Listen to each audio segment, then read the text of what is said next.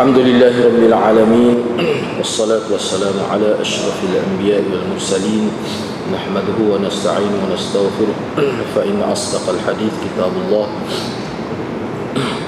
وخير الهدي هدي محمد صلى الله عليه وسلم شر الأمور محدثاتها وكل محدثة بدعة وكل بدعة ضلالة وكل ضلالة في النار.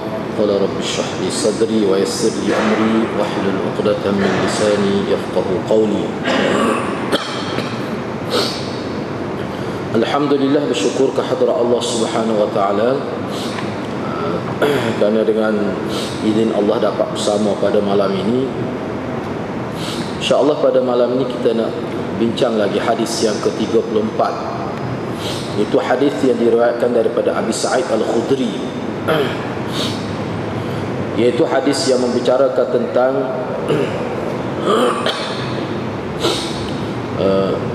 amar ma'ruf nahi munkar, ataupun perbincangan khusus dalam hadis ini adalah berkaitan dengan menolak ataupun membasmi kemungkaran.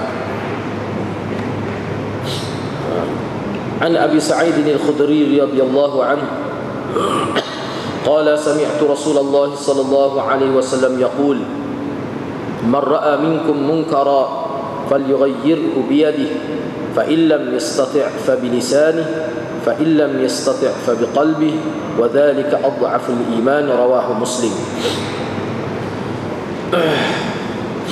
Diriwayatkan daripada Abi Sa'id Al-Khudri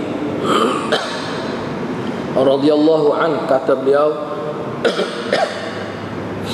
aku telah mendengar Rasulullah sallallahu alaihi wasallam bersabda, sesiapa dari kalangan kamu yang melihat berlaku kemungkaran, maka hendaklah ia merubahnya dengan tangannya. Jika ia tidak mampu melakukannya, maka ubahlah dengan lidahnya. Namun jika ia tidak mampu juga, maka ubahlah ataupun talaklah ataupun bencilah di dalam hatinya terhadap benda mungkar itu. Dan benci dalam hati terhadap kemungkaran adalah selemah-lemah iman. Menolak kemungkaran dengan hati yang dibenci itu adalah selemah-lemah iman. Sebelum ini kita telah pun lihat beberapa riwayat lain yang berkaitan dengan hadis ini. Begitu juga pandangan beberapa ulama yang membuat komentar terhadap hadis ini. Dan kita juga telah pun sebut makna umum hadis ini, al-makna al-ijmali bagi hadis ini. Jadi pada malam ni kita nak tengok pula, nak bincang pula beberapa perkara yang berkait dengan amalan para salafus salih berkenaan dengan hadis ini, ataupun yang kita sebut dalam konteks amar ma'ruf nahi munkar ini. Bagaimana pandangan ulama dari segi syarak dan sebagainya untuk panduan kita lah. Yang pertama, melalui hadis ini para salafus salih menganggap ataupun memahami melalui hadis ini Nabi SAW selain daripada nak menyatakan kefarduan amar ma'ruf nahi munkar, Nabi juga ingin menyatakan tentang sesuatu perkara itu, sama ada ma'ruf ataupun munkar itu, dia perlu dilakukan secara beransur-ansur, dia ada peringkatnya. Jadi amalan amar ma'ruf nahi munkar ini secara praktiknya adalah secara beransur-ansur, peringkat demi peringkat. Melalui pengamatan terhadap kerja dakwah Nabi sallallahu alaihi wasallam dan rasul-rasul terdahulu, maka ulama buat ketetapan begitu. Mesti berhikmat, rahmat dan rafiq serta adil dalam masalah ini, dalam masalah amar ma'ruf nahi munkar. Jadi untuk memastikan supaya terlaksana faedah amar ma'ruf nahi munkar, supaya bila hendak dilaksanakan itu maka tercapai maksud dia, maka kalau kita tengok dalam kitab, misalnya yang paling banyak kalau mengikut Imam Nawawi dalam kitab Ihya Ulumuddin itu, Imam Ghazali bahas panjang berkenaan dengan amar ma'ruf nahi munkar. Jadi dia kata tengok situlah dia beri rujukan dia. Tengok situ dia kata. Tengok dalam kitab Ihya Ulumuddin ada bab khusus amar ma'ruf, bab yang khusus. Bahkan Imam Nawawi sendiri pun bab amar ma'ruf nahi munkar ini dia ada bab khusus juga dalam kitab Riyadhus Shalihin. Oleh kerana Riyadhus Shalihin itu kitab yang boleh dikatakan setiap kita ni adalah kitab tu. Boleh rujuk syarah dia. Kalau nak secara detail tengok situ. Cuma pada malam ni kita nak berkongsi beberapa pandangan ulama. Kerana ulama dalam konteks ini supaya tercapai maksud amar ma'ruf nahi munkar itu, objektif dia itulah nak supaya benda-benda yang dikatakan maksiat munkar itu dapat dihapuskan dan dielakkan daripada berlaku, dan supaya benda tu bila seorang itu nak melaksanakan amar ma'ruf nahi munkar dia boleh pahala, maka dia kena ada beberapa syarat yang mesti dipatuhi atau disiplin bagi orang yang nak bergiat aktif dalam amal ma'ruf nahi munkar. Ataupun kalau dia tidak, sebab ulama sebut amal ma'ruf nahi munkar ni setiap orang dia mesti terlibat. Tidak ada seorang pun yang boleh mengecualikan diri dia daripada amal ma'ruf nahi munkar. Itu secara umum. Jadi ulama kata untuk secara umum itu setiap orang terlibat. Tetapi untuk membenteras munkar dan maksiat dalam konteks yang besar, dalam skala yang besar, dia tak dapat tidak, dia kena ada satu kumpulan yang khusus. Tak dapat tidak, dia kena ada satu kumpulan yang khusus. Tak caralah atas nama badan NGO ke ataupun agensi kerajaan ke ataupun tak kira lah, dalam bentuk kerja berkumpulan. Kalau orang nak aktif secara berkumpulan, secara khusus sepenuh masa, maka hak ni dia perlu pada disiplin yang lebih hebat lagi, yang lebih besar lagi. Dia kena mengaji khusus pula, ilmu kaunseling Islam, banyak kau lah dia kena mengaji, belajar kaedah-kaedah dakwah itu. Tetapi dalam konteks umum, sebagai seorang mukmin, muslim, mukmin, maka dia tak dapat tidak, dia mesti terlibat. Kalau dia tidak melibatkan diri, dia berdosa. Dia mesti ada ke aktiviti amal ma'ruf nahi munkar. Jadi antara syaratnya mengikut yang apa yang disebut oleh Sufyan Ats-Tsauri. Sufyan Ats-Tsauri menyebutkan bahawa bila seseorang nak melaksanakan amar ma'ruf nahi munkar itu, nak suruh orang buat benda baik, nak larang daripada orang melakukan benda munkar, perkara munkar, maka dia mesti ada, dia mesti siapkan, dia mesti sedar 3 perkara penting, sifat yang mesti ada, ciri yang mesti ada kepada seseorang yang nak melaksanakan amal ma'ruf nahi munkar. Jadi hak ni sebenarnya 3 perkara ni adalah 3 perkara yang mesti ada pada setiap orang sebenarnya. Mesti ada pada setiap orang. Yang pertama, sifat yang pertama, seseorang itu mesti melakukan amar ma'ruf nahi munkar itu dengan ada rafiq. Rafiq ni dia ada 2 makna dalam rafiq ini. Pertama sekali dengan cara yang lembut, sopan, dan dia ada makna kasihan belas kepada orang yang disuruh buat benda baik dan orang yang dilarang daripada melakukan kebaikan itu. Itu makna rafiq. Dia ada 2 makna. Mana terangkum dalam makna rafiq, iaitu lemah lembut dengan cara yang sopan, yang tidak mengguris perasaan dia. Lepas tu dia kena ada perasaan sayang kepada orang yang dia suruh buat kebaikan, dan dia kena ada perasaan sayang kepada orang yang dia tegah daripada buat benda tak molek.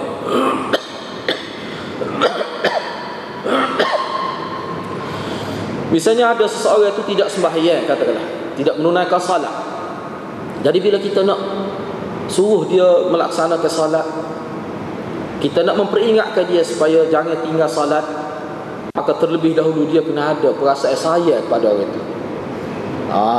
Dari segi ruhnya, dari segi ruh amal ma'ruf nahi munkar lah tu disebut oleh ulama dalam huraian, dia kena ada.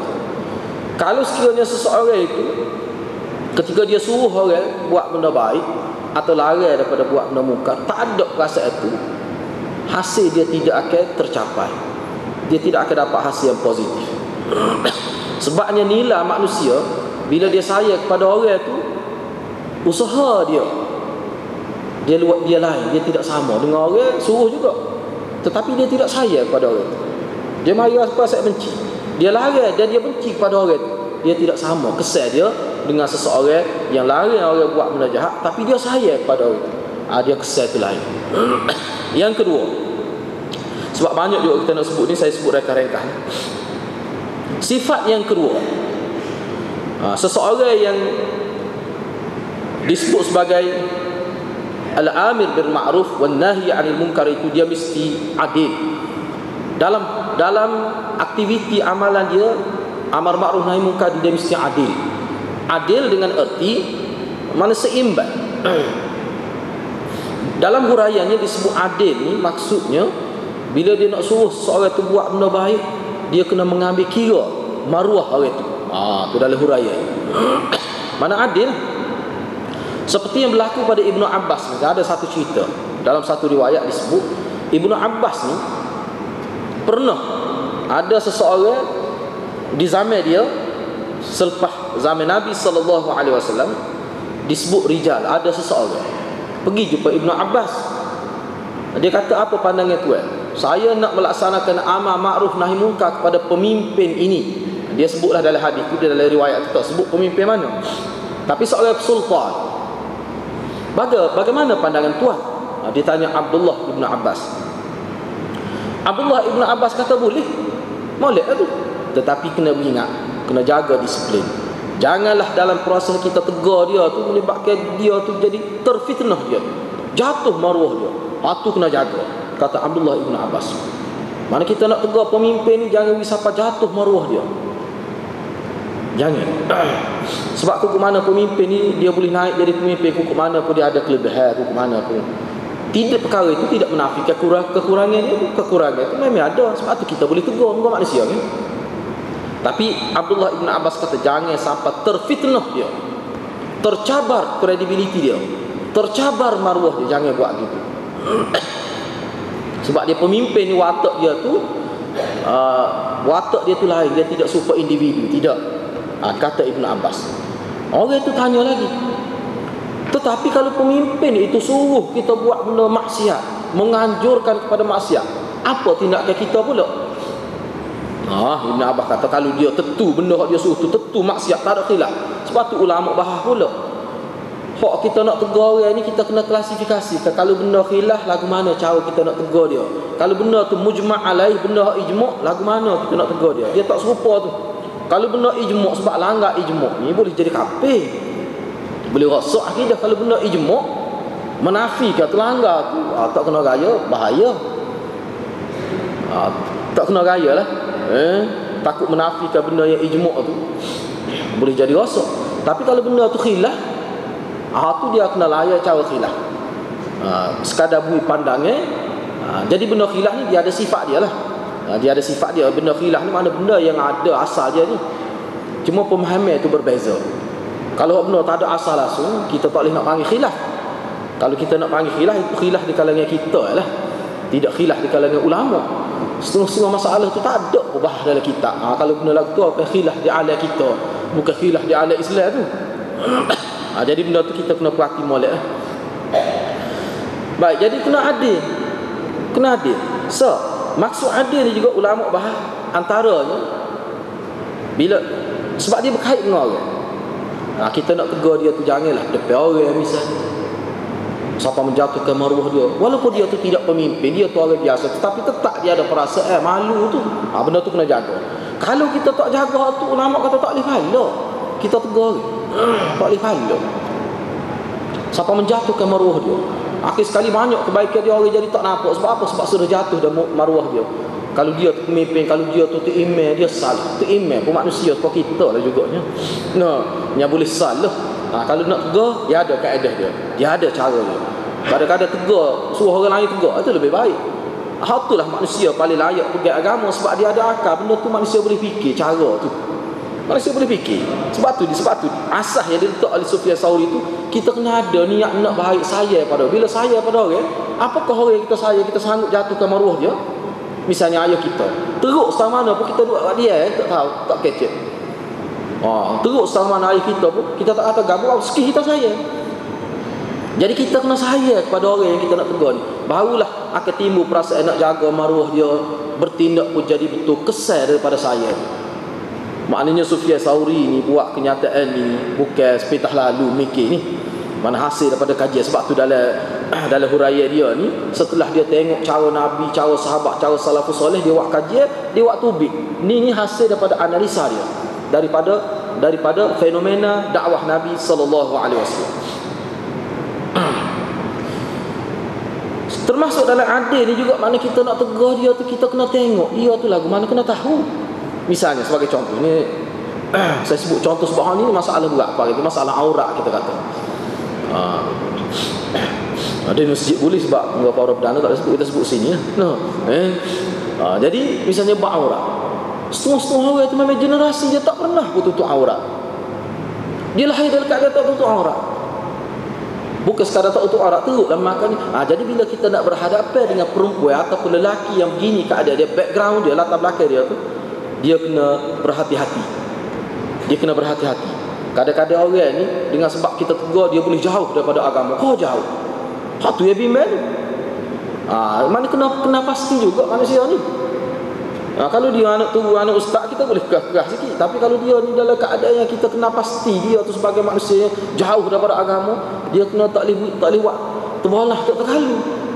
Dia kena beringat. Tu maknanya kena adil. Nyayalah dia pun tak pernah diajar gitu. Lama kita dalam masyarakat kita ni, keluarga dia tekan semaya, baca Quran, aurat dah. Mak dia betul, tok dia pun mati dekat ada tak tutup aurat misalnya. Jadi dia, lepas tu dia pun sekolah pun tidak sekolah agama misalnya. Manusia yang begini dia kena jaga. Mana kena lebih bercermat. Kalau tidak dia akan jadi lebih jauh lagi. Dengan sebab kita tegas semakin jauh kepada agama. Bukan dia kata agama ni menyusahkan. Sebab apa orang yang bawa agama pada dia tu dalam bentuk amal ma'ruf nahi munkar ni tak pandai. Tu kesal dia ada kesal. Sebab tu dalam kisah ni dia kena beringat. Kita kecek gini mudah bila nak buat tu, masalah, payah. Orang ada disiplin khusus, ngaji khusus bertahun-tahun dalam bab ni saja. Bagaimana nak tackle manusia tu, bagaimana nak mendalami jiwa manusia tu. Banyaklah ilmu yang perlu dipelajari. Kalau di universiti ada khusus ke ilmu bimbingan kaunseling Islam tu, tu perlu.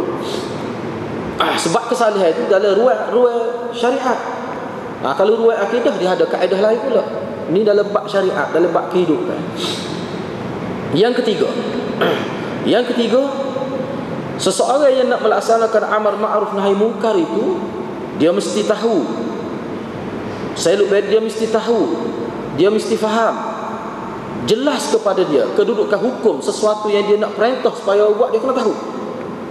Dan sesuatu yang dia nak larang orang buat pun dia kena tahu hukum tu, masalah dalam agama tahap dia kedudukan setara mana. Dibimbangi takut dia suruh orang buat benda tu sebagai benda tu benda bid'ah misalnya. Nyanyo lagu tu. Dia suruh orang ni buat, dia anggap benda ni baik sedangkan benda tu tidak asal dalam agama, ataupun benda tu sebenarnya bukan ajaran Islam, dia suruh. Dia jahil tentang benda tu. Maka kalau sekiranya orang terpengaruh dengan suruhan dia, yang mana benda yang dia suruh tu benda yang tidak ada kaitan dengan agama, maka perkara tu akan jadi berat. Dia tangguh dosa. Dosa selama mana kawan tu amal tu, dia akan tangguhlah dosa tu. Sebab itulah ulama kata nak suruh amal ma'ruf nahi munkar ni. Sebab tu setengah-setengah ulama kata untuk orang awam dia kena suruh benda yang jelas. Jangan benda tak jelas dia jangan suruh, takut salah. Dia jangan larang benda yang dia tak jelas, dia kena larang benda yang dia jelas. Takut dia larang tu benda tu tak apa lagi dalam agama. Tu timbul fitnah dalam agama.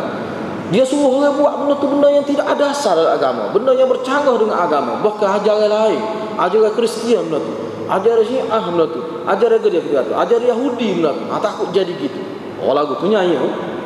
Orang tu gak buat kena kau ni ada unsur Israiliyat, ada unsur Syiiyat. Nyanyi. Kau itu tegak doa amal. Tu kena tahu. Sebab tu dia syarat. Mana kalau dia tak jelas jangan. Sebab tu ulama kata benda khilafiyah tak sah. Kalau benda khilafiyah, kena tentulah dulu takrif khilafiyah tu. Sebab tu ada setengah-setengah ulama dia kena takrif molek benda dia nak suruh. Dia kena takrif molek benda dia nak larang. Takut tersalah. Ni secara umum lah. Lepas tu kita akan tengok pula dia punya tahap dia. Nak bila orang buat salah ni kita larang selalu. Kau lagu mana? Dia ada pula situ ulama buat disiplin dia. Kalau ni orang yang nak bertindak sebagai amir bil ma'ruf wan nahi 'anil munkar, orang yang nak terlibat tu. Itu 3 perkara yang penting yang dirumuskan oleh Sufyan Ats-Tsauri.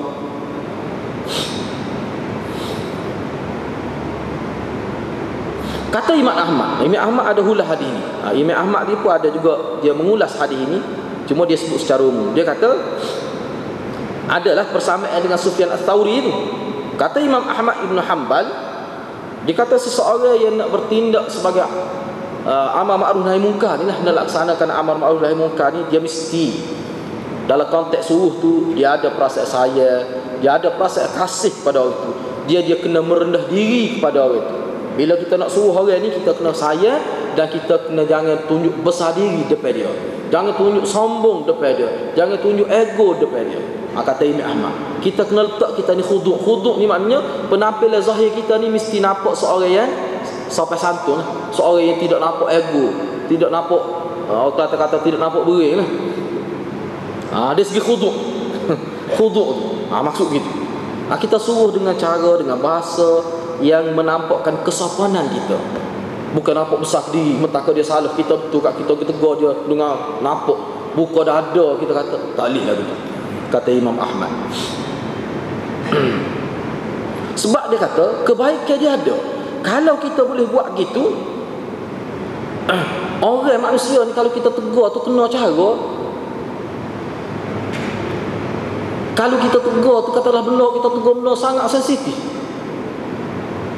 Tapi kalau kena molek dengan rif dan khuduk, maka kalau dia tidak ikut, dia tak marah kita, ataupun dia senyap, dia tak kata. Sebab orang ini tegur dengan cukup sampai satu, dia senyap, dia tak marah.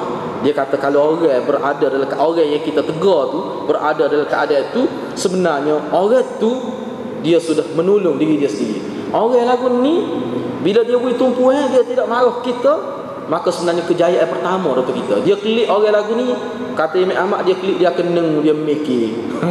Sebab apa? Sebab masuk molek lima. Sebab kita tegur dengan cara rif dan khuduk. Dengan cara nampak kita sayang ke. Tegur, dia nampak kita tegur dia, kita sayang ke dia.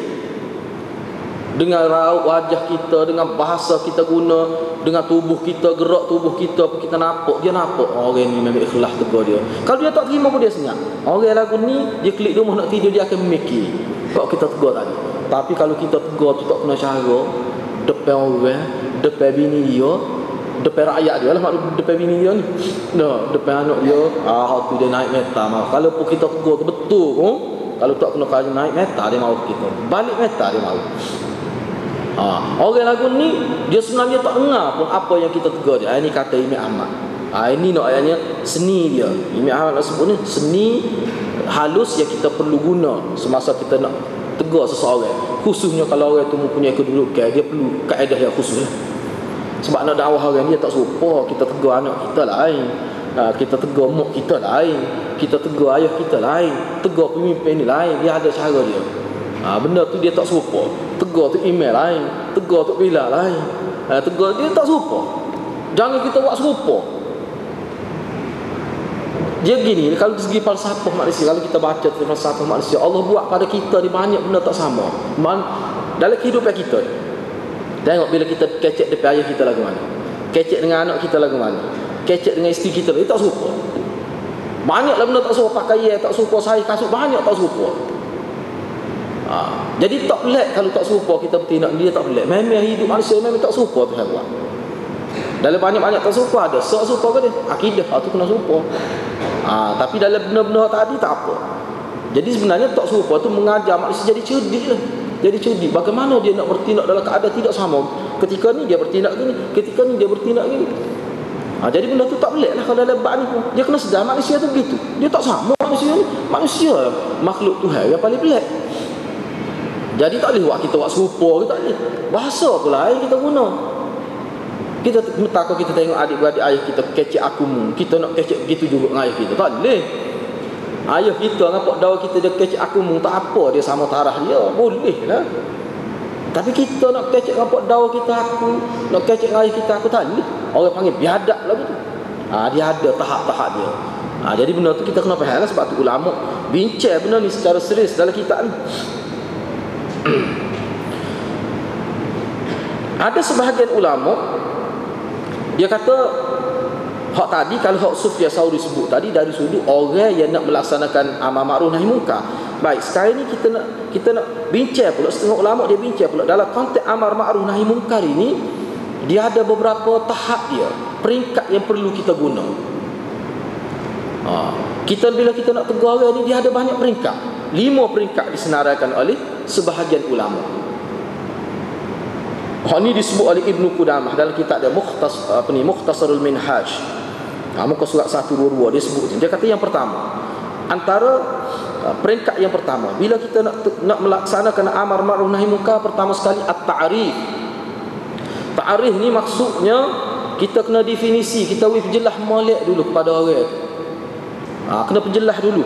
Kalau kita kata dia salah, kita nak tegur, katakanlah dia buat amalan, kita kata tu salah, kita kena jelas, biar kita boleh raya alasan kita. Boleh kita kata salah.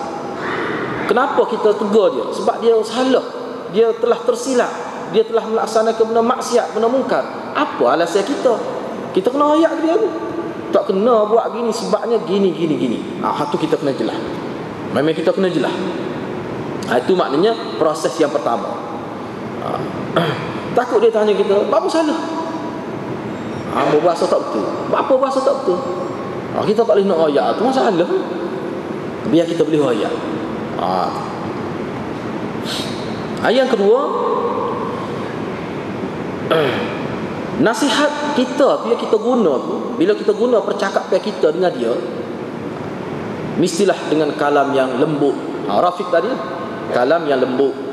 Start tu guna kalam yang lembut. Jangan masuk dia tinggi selalu. Guna tu cara yang lembut. Tu peringkat yang kedua. Selembut mungkin lah. Peringkat yang kedua. Peringkat yang ketiga, ni kita boleh pilih lah. Kita boleh pilih. Hak ni tidak semesti ikut ulama kata, kita kena tengok mana ni antara kategorinya, supaya tercapai maksud, nak tahqiq maqasid, supaya nak pastikan tercapai. Yang ketiganya dipanggil at-ta'nif, iaitu kita sebut perkataan yang boleh menyedarkan dia. Kadang-kadang manusia ni dia kena lagu tu, dia tak boleh main lembut kadang-kadang manusia ni. Dia juga perlu kepada kita cela dia. Cela ni maknanya bukan dengan maksud nak cela, nak menyakiti hati dia. Misalnya dia buat sini, boleh kadang-kadang. Hak ni perlu pertimbangan lah. Perlu pertimbangan. Buat setengah-setengah orang kalau kata gini jadi mikir, tapi bukan semua orang. Misalnya kita kata, jahil Raymond, ya jahil, kita kata. Boleh kita guna tu, tapi bukan pada semua orang. Kena tengoklah, kena nilai lah orang lagu mana. Misalnya kalau guru kita, baik, kita boleh kecek lagu tu. Ni tak kerti mengaji apa? Kita kata tu. Tapi bukan semua orang kita boleh guna gitu. Tapi ada. Tak salah tu. Kena tengok orang. Kaya kita tak boleh kecek gitu. Kau podau kita tunjuk atas muka ayah kita. Apa kita kerti. Tak boleh lah gitu. Tapi kalau guru kita misalnya, dia buat salah, tak kira lah apa saja. Boleh. Setengah-setengah keadaan. Hak tu maknanya termasuk dalam ruang mana boleh pahala lagi. Boleh pahala lagi tu. Yang keempat, kita tegah dia buat benda mungkar itu dengan kekuatan. Al-man'u bil quwwah. Kita larang dia, kita tegah dia tu dengan kekuatan. Kita kena kekuatan. Dia buat sini contoh lama. Misalnya dia minum arak, kita ambil botol arak, katok depan dia. Ikutlah apa sajalah. Kadang-kadang benda tu setengah-setengah manusia. Misalnya kalau ayah kadang-kadang jadi dia buat kepada anak, setengah-setengah anak tak jadi buat gitu. Tapi payah belum lagi ni. Tapi benda tu perlu kadang-kadang dalam keadaan tu. Yang kelima, at-takhwif wa at-tahdid bid-darb atau mubasyarat ad-darb hatta yamtani. Yang kelima, kita menakut-nakutkan dia. Kita ugut dia. Kita ugut nak pukul dia, ataupun nak katok dia ke. Maknanya kita nak serang tubuh dia misalnya. Kita ugutlah lagu. Ni boleh juga. Tetapi ulama peringatkan kita, martabat terakhir, peringkat akhir ni, hak ni hanya pemimpin saja boleh buat, imam. Misalnya orang tak semayang, boleh kau kita nak pukul dia? Kalau Nabi suruh pukul ke? Tu ibu bapa dengan nak tu. Orang lain tak semaya kita nak pukul. Tak boleh. Hak ni dia kena imam. Dia kenakan hukuman. Orang tak semaya tu boleh sampai peringkat pukul dan sebagainya. Hak ni imam, dia mesti bertindak. Sebab tu kalau kita tengok dalam kitab Ibnul Qayyim, dia bahas panjang ni. Bab semaya, bab gapo ni kata ni kewajipan pemimpin sebenarnya. Kecuali ketika anak tu kecil tu atau ibu bapa. Tapi bila dia besar, ibu bapa tak nak kawal, dia tidak boleh dilepaskan begitu saja anak hak tak semaya tu. Rakyat yang tidak semaya tu. Ni memang dia kena, dia ada hukumnya dia. Dia kena ada hukumnya dia. Boleh takzir boleh ditakzir, dipenjarakan dan sebagainya. Mana boleh sepatutnya boleh wujudkan satu mana pusat khusus lah. Seperti pusat serenti tu. Ni pusat tempat pemulihan orang-orang tak semaya. Memang dia ada buat gitu. Dia ada panggil jawatan kuasa hizbah, dia panggil hizbah. Banyaklah hizbah ni, maknanya bahagia nak kawal rakyat supaya semaya. Kalau dulu ada, zaman khalifah dulu ada ni. Mana tok ngulu pemimpin peringkat cawangnya, peringkat kampung ni, dia kena pasti anak buah, anak mungkin dia tak semaya.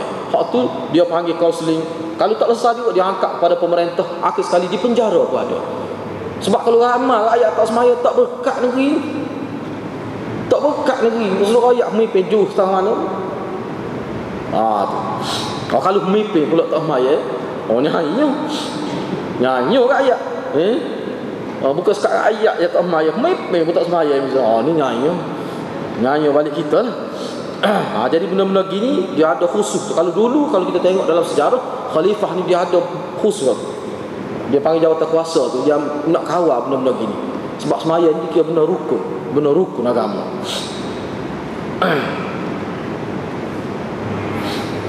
Begitulah yang disebut oleh setengah-setengah ulama lah.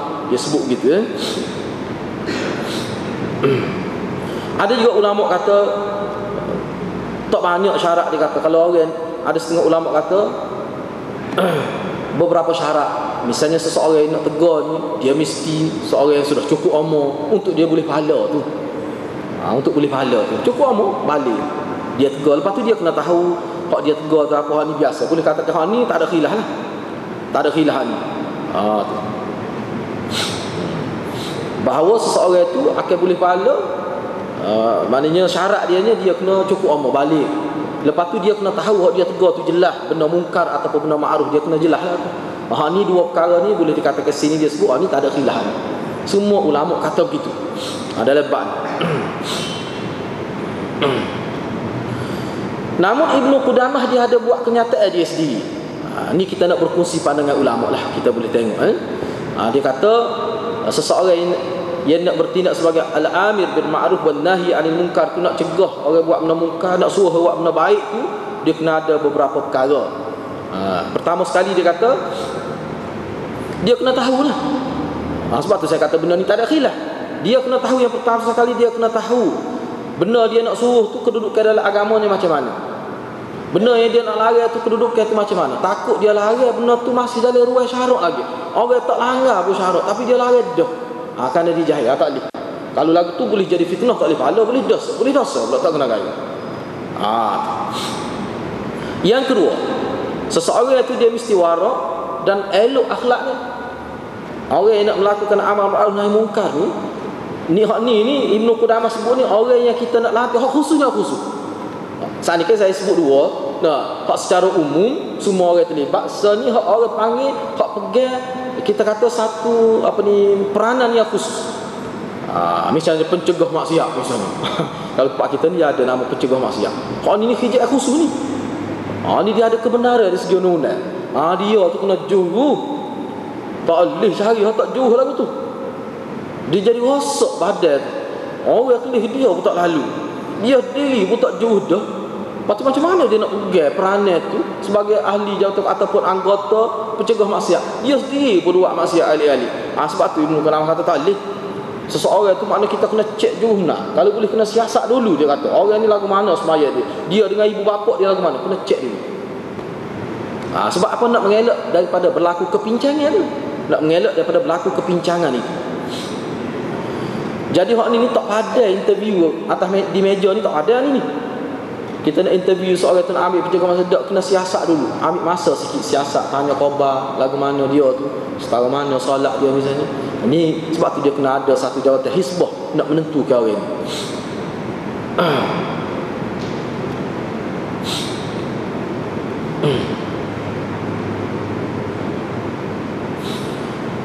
Dan seseorang tu dia kena ikhlas lah, dia kata. Sebab tu dia istilah ikhlas sini dia guna gini, Ibnu Qudamah.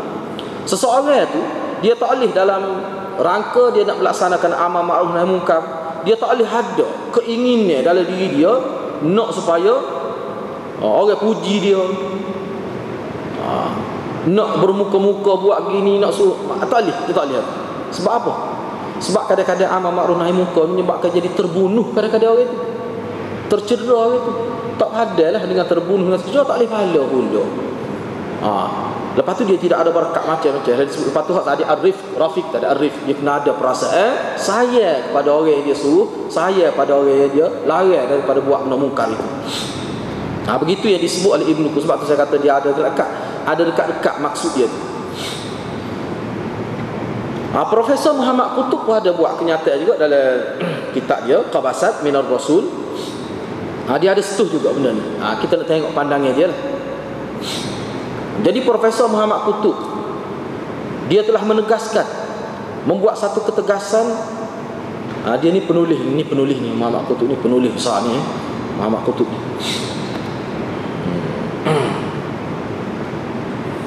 Dia kata dalam konteks amal ma'ruf nahi munkar ini, kita kena faham bahawa perkara ini adalah merupakan asal risalah para nabi alaihimussalatu wassalam. Ini asal. Mana-mana nabi pun memang inilah asal risalah dia untuk amar ma'ruf nahi munkar. Cuma di bawah amar ma'ruf nahi munkar telah terpecahnya banyak lagi aspek-aspek agama tu. Asalnya tu mana keijazah nabi-nabi dan rasul-rasul. Ni amar ma'ruf nahi, kata Profesor Muhammad Qutub. Dia sebut, dia kata sesungguhnya Allah, kehendak Allah, keiradah Allah yang menghendaki bahawa manusia ini menjadi khalifah di muka bumi. Memang Allah nak manusia jadi khalifah di muka bumi. Jadi manusia itu, kenapa Allah nak manusia tu, kehendak Allah menjadikan manusia sebagai khalifah di muka bumi? Kerana manusia itu dia ada kekuatan yang positif nak berbanding dengan makhluk-makhluk yang lain. Manusia lah yang paling positif dari segi kedudukan, kekuatan dia. Tetapi kata Profesor Muhammad Qutub, ini bukan, tetapi pemuliaan dari Allah ini, takrim ini, Allah memuliakan manusia, disebut laqad khalaqnal insana fi ahsani taqwim. Pemuliaan ini dari sudut tanggungjawab. Dari sudut tanggungjawab. Mulianya manusia ini kalau dia dapat laksanakan tugas dia sebagai khalifah Allah. Makna tugas khalifah Allah ke apa? Amar ma'ruf nahi munkar. Sebab itulah ulama kata semua orang wajib terlibat. Dia tak dapat elak diri. Ini kefarduan atas setiap orang. Dalam konteks yang umum, setiap orang mesti ada benda ni. Walaupun dia tidak ada keluarga pun, dia tetap ada. Sebab manusia ni manusia yang bermasyarakat. Dia mesti ada. Mesti ada berlaku di hadapan dia benda-benda mungkar, kecil ke besar tak kira. Maka dia kena ada perasaan amar ma'ruf nahi munkar. Itu kata Muhammad Qutub. Dia kata antara tanggungjawab yang besar inilah amar ma'ruf nahi munkar. Itu komentar daripada Profesor Muhammad Qutub. Begitu juga Ibnu Qayyim bahas panjang beberapa muka surat dia bahas.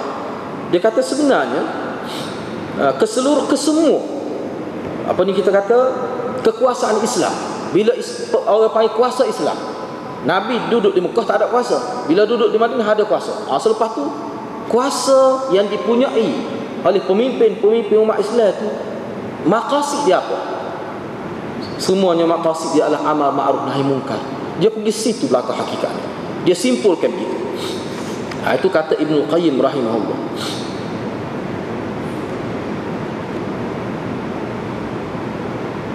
Jadi sini dia senaralah, ulama telah senaraikan banyak benda-benda yang dalam konteks amar ma'ruf nahi munkar dari sudut pemerintah lah dia sebut sini. Misalnya dia bagi dalam bab akidah ke apa dia. Dalam bab akidah dalam bab fiqh, sama ada bentuk muamalat, nikah kahwin ke keluarga, semua tak ada berlaku. Jadi waktu tu maknanya dia kena ngaji khusus dari sebuah tu, kita kena mendalami ilmu agama, kita kena faham tuntut yang Nabi sallallahu alaihi wasallam ajar dalam hadis-hadis dalam Al-Quran tu, baru kita nampak tu. Selagi manusia tak faham tu, maka ruang untuk dia amal orang muka tu sempit lah. Tapi dia tetap ada, disebut gitu, dia tetap ada perkara itu. Misalnya Nabi bertegas, ni ada disebut di sini. Nabi bertegas, wa fi sahih, dalam kitab Bukhari ada disebutkan. Misalnya contoh bagaimana Nabi bertegas dalam perkara-perkara yang bersifat perkara besar lah, yang ada berkaitan dengan akidah. Misalnya dalam sahih Bukhari disebutkan, lamma wa fi sahih annahu sallallahu alaihi wasallam lamma ra'as al-aswar fil bait lam yadkhulu hatta amara biha famuhiyat. Dalam sahih Bukhari ada disebut Nabi ni bila dia nak masuk rumah seorang yang ada berlaku kes ni, dia tengok ada gambar, beberapa keping gambar di dinding, gambar makhluk bernyawa, tak kira ke gambar siapa pun. Nah, dia tengok ada, Nabi tak masuk kecuali dibuat dulu gambar tu daripada rumah. Sebab gambar-gambar kata din ini bukan budaya Islam. Dia tu budaya pokok Rom dengan Parsi, tidak budaya Islam. Jadi kalau kita letak juga, mana kita ambil satu budaya lain yang tidak ada kena-mengena dengan agama, Nabi tak boleh. Banyak ni, banyak lagi hadis lain yang sebut la'anallahu al-musawwirin wal musawwirat. Allah la'anat orang yang melukis. Melukis ni sama ada melukis gambar timbul, tu ulama bahas dalam kitab lah. Termasuk gambar. Kalau hak timbul boleh lihat daripada beberapa dimensi ni, lagi tak boleh. Semacam berhala lagi tak boleh. Hak gambar ni, lukisan ni, kalau bersifat benda makhluk bernyawa, tu Nabi tak, sebab itu bukan budaya Islam. Tu jelas bukan budaya Islam. Dia kalau buat hal tu, dia akan lebih mengarah pada benda yang tidak baik. Benda yang tidak baik. Sebab setengah-setengah tokoh bahasanya kalau kita tengok berhala-berhala Quraisy, suak dan sebagainya tu, suak tu misalnya disebut dalam Quran tu kan. Nah, dia tu asalnya orang baik di zaman dulu. Zaman sebelum zaman Nabi dulu disebut dalam kitab. Dia ni kerja dia ni, suak ni. Kerja dia. Nama berhala Mekah tu besar tu. Kerja dia ke dia asalnya. Dia ni kerja dia buat koleh untuk orang pergi buat haji. Disebut dalam kitab dia capur bali, capur air, bergula gitu. Koleh lah kita kata. Benda yang paling jimat lah. Tapi kalau orang makan waktu tu, kau tak ada duit pergi Mekah pun tidak lapar lah. Dia pergi makan waktu buih air, percuma pada orang haji, percuma. Tu kerja dia. Nama dia nama lain. Jadi orang kenal dia sebagai orang baik. Bila dia mati, orang terasa kehilangan dia. Tak ada adalah orang yang sapuk makan minum jemaah haji. Masyarakat saya tu dia disebut orang pun bagaimana nak kenal dia. Anak cucu tak kenal dia. Tu mula lukis gambar dia, letak dinding. Ni lah orang panggil suak ni. Akhir sekali.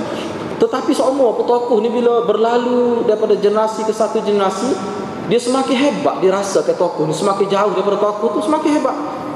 Mari generasi cucu ni letak bunga, mari hak cinyak ni betul. Rasa hebat lagi. Akhir lukis gambar cukup seorang. Lepas tu sebenarnya peringkat-peringkat nak jadi sembahan. Akhir sekali sembah. Sebab apa orang rasa hebat? Sebab Mahatma Gandhi asalnya gambar asalnya gambar. Lepas tu buat patung. Mula-mula patung tu boleh tengok kerpes saja, kuki. Akhir sekali siap seorang. Akhir sekali lah ni semua tu sembah. Hak fanatik tu sembah Mahatma Gandhi. Maknanya gambar ni dia lebih terarah ke arah itu. Kerana asal dia pun daripada pokok Parsi ke apa tu, memang dia bersifat sembah. Sebab tu Nabi SAW sangat tidak suka benda tu. Disebut dalam hadis itu, Nabi tak boleh masuk dalam rumah ada gambar. Dalam rumah ada gambar. Pernah saya tengok di China. Di China saya tak ingat dalam apa ni jejak Rasul. Dia pergi ke China, sebuah masjid tu, di masjid lah ada gambar. Tak tahulah masjid tu masjid orang Islam ke masjid orang Syiah kita, tapi dia katanya Islam. Dalam masjid tu ada gambar Khomeini dalam masjid, duduk depan. Kejut saya tengok. Tu jejak. Mana jejak Rasul lah tu. Kira-kira ni. Nah, tengok gitu. Jadi maknanya siapa sana tu pengaruh tu? Ada temu Khomeini besar ketemu dekat. Jadi orang terlibat dengan Rasul ni sepatutnya kena diberi taklimat juga lah kalau lagu tu. Jadi orang nampak lagu mana dalam masjid ni ada gambar dajjal lah tu. Nah, jadi berat lah lagu tu. Teruk Lepas tu terang malam kemarin pun saya tengok dalam dunia berita Jasilah tu konflik berlaku di antara Iran dengan Amerika semua sekali. Lepas tu adalah wakil Iran tu dia berucap di Iran lah, dia buat sidak akhbar. Jadi background belakang tu jelas terang, kita tulis, kita boleh baca lalu, ya Mahdi al-Muntazad adrikni. Terang sebut syirik tu, wahai Imam Mahdi al-Muntazad, selamatlah kami, selamatlah saya. Terang tu sebut. Sebab kalau di White House ke dia tulis White House belakang tu dah background dia, ni dah ya Mahdi al-Muntazad adrikni. Terang jelas tu syirik. Jadi harap-harapnya mana kita peka lah dengan benda-benda gini. Dia sebut juga sini banyaklah, antaranya masalah wajib kepada pemimpin memberi pengajaran kepada perempuan-perempuan supaya jangan keluar. Kena jaga dari segi pakaian tu, kewajipan pemimpin. Walaupun kewajipan ibu bapa tu ada juga, dia sebut sini dia sebut sini.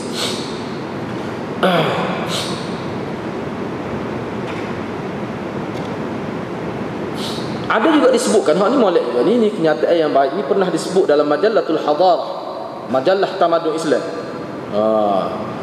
Dalam satu artikel yang menyentuh berkenaan takafulul ijtima'i fil Islam, Dr. Fathi Ad-Darini dia sebut. Dia kata bagaimana tanggungjawab, kebertanggungjawaban di masyarakat dalam Islam. Apakah tanggungjawab yang paling besar masyarakat? Dia sebut dalam majalah Al-Hadarah, majalah tamadun Islam, oleh Dr. Fathi Ad-Darini. Dia sebut, ini kenyataan dia. Dia kata amar ma'ruf nahi munkar ini dianggap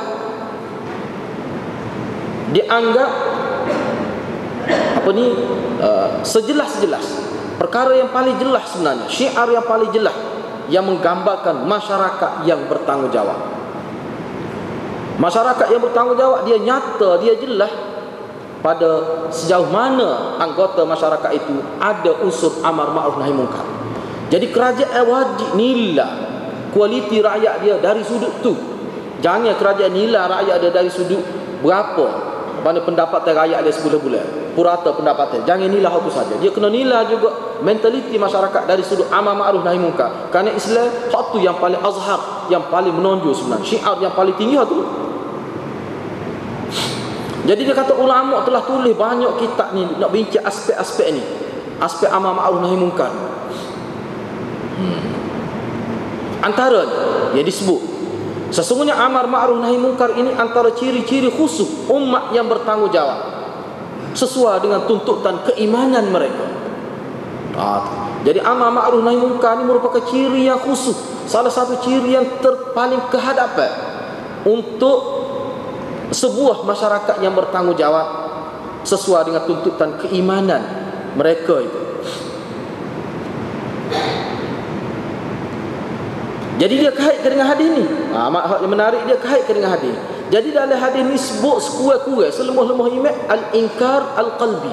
Kita benci dalam hati ketika mana kita tidak ada kuasa, ketika kuasa berada di tangan orang lain, kita tak ada kuasa, sama ada dalam bentuk individu ataupun masyarakat Islam tidak ada kuasa, tetap tanggungjawab ni tetap ada, dia tidak hilang tanggungjawab ni.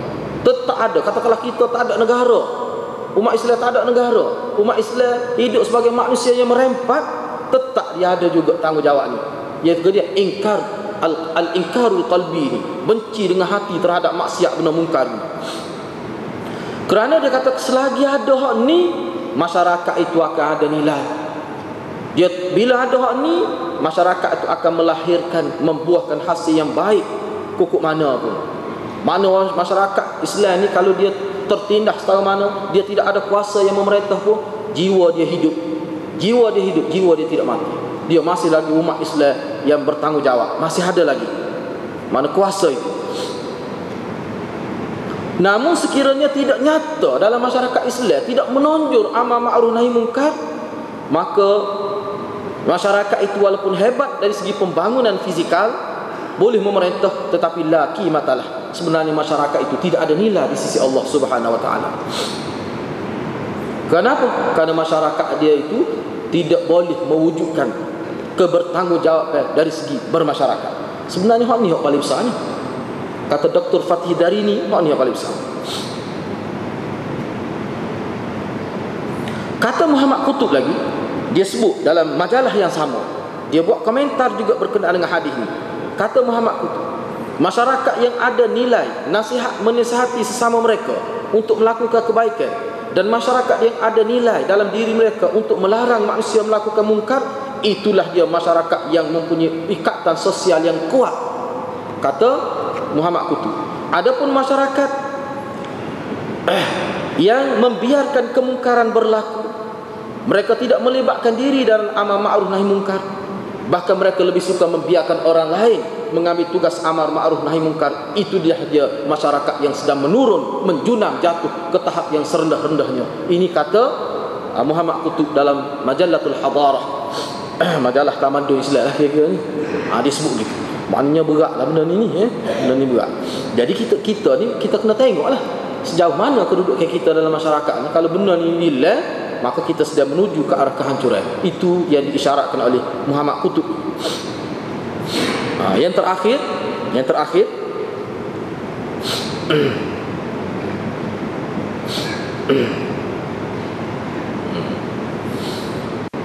satu kali di sini sebut riwayat berkenaan dengan Ibnu Mas'ud pula ni. Tadi Ibnu Abbas ni, Ibnu Mas'ud. Dia ada dengar. Ibnu Mas'ud ni dia ada dengar orang kata, cerita dia Ibnu Mas'ud. Ada orang kata halaka man lam ya'mur bil ma'ruf wa lam yanha 'anil munkar. Wa lam yanhi 'anil munkar. Faqala Ibnu Mas'ud halaka man lam ya'rif biqalbihi al ma'ruf wal munkar. Musyiran bidzalika ila anna ma'rifat al ma'ruf wal munkar bil qalbi fardun. La yasqutu an ahadin faman lam ya'rifhu halaka. Jadi ada orang kata, ni Ibnu Mas'ud dengar, ada orang kata punahlah, binasalah orang yang tidak melaksanakan amar ma'ruf nahi munkar. Ada orang kata begitu. Bila Ibnu Mas'ud dengar begitu, Ibnu Mas'ud tak kata salah. Cuma Ibnu Mas'ud ambil benda yang bersifat mendasar dalam hati. Dia katakan halaka man lam ya'rif biqalbi al-ma'ruf wal munkar. Ni kita boleh faham daripada ibarat dia ni, orang yang terlalu ghairah sangat bercakap tentang amar ma'ruf nahi munkar tapi dia tak faham betul. Itu Ibnu Mas'ud tegur dia. Kita boleh faham daripada teks ini. Ibnu Mas'ud kata sebenarnya yang binasa orang yang tidak boleh kenal dengan hati nurani dia apa itu ma'ruf, apa itu munkar. Kenyataan Ibnu Mas'ud ini dalam keadaan dia mengisyaratkan kepada wajib fardu seseorang itu dia kena tahu benda ma'ruf dengan munkar, dia kena tahu dulu. Itu dia isyarat situ. Kamu sibuk nak suruh orang buat benda baik lagi, kamu kena kenal dulu benda baik itu apa, kamu kena kenal dulu benda munkar itu apa. Maknanya kena mengaji dulu, yang hidup kecek dulu, kena mengaji dulu. Kata Ibnu Mas'ud lagi, tidak akan gugur kefarduan itu selagi seorang itu tidak kenal. Kalau dia tak kenal benda ma'ruf benda munkar, dia tak kenal hak tu, maka kalau dia melaksanakan amar ma'ruf nahi munkar dalam keadaan dia tak kenal yang mana ma'ruf, dia tak kenal yang mana munkar, dialah sebenarnya halaka. Boleh jadi dia halaka, orang lain pun jadi halaka juga. Dia musnah, orang lain pun musnah. Makna sini Ibnu Mas'ud nak menegah satu perkara, nak amar ma'ruf nahi munkar ni kena ada ilmu. Kena ada ilmu, wajib berilmu dengan kadar kita, dengan kadar kemampuan masing-masing. Jadi itulah beberapa perkara yang kita boleh bincang pada malam ini, berkongsi pandangan ulama. Jadi insya-Allah pada minggu hadapan kita akan ambil kesimpulan hadis ni, kerana kesimpulan ini saya tengok banyak juga dan menarik juga untuk kita fikir secara rasional lah perkara ini. Setakat itulah, wabillahi taufiq wal hidayah. Wassalamualaikum warahmatullahi wabarakatuh.